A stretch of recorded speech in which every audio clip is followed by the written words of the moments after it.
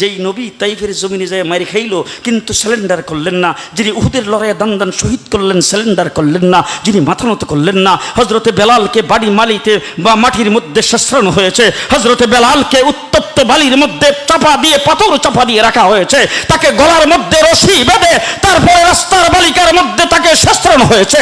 যেইভাবে হজরতে হাব্বাব আর হুবাইবের উপর নির্যাতন করা হয়েছে, মুসলমান আমির হামজার লাশটাকে টুকরা টুকরা করা হয়েছে, তারপরও যেই নবী স্যালেন্ডার করে নাই। আর তুমি সেই ইসলাম ধর্মে জন্মগ্রহণ করে তুমি কিভাবে বলো ধর্ম চর্চার উৎসব সবার?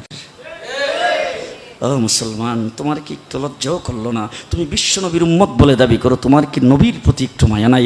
নবী কি করেছেন আর তুমি কি করছো? মুসলমানেরা, ও মুসলমানেরা, এই জন্যে সবচাইতে বড় জিনিস হলো ইমান। সবচাইতে বড় জিনিস হলো ইমান। আমাদেরকে উঠতে বইতে ডাইনে বামে করট ফিরতে কায়ের দিতে আমাদেরকে চিন্তা করতে হবে কোন জায়গায় গেলে ইমান থাকবে, কোন জায়গায় গেলে ইমান যাবে। ঠিক না বে ঠিক? ঠিক না বে ঠিক?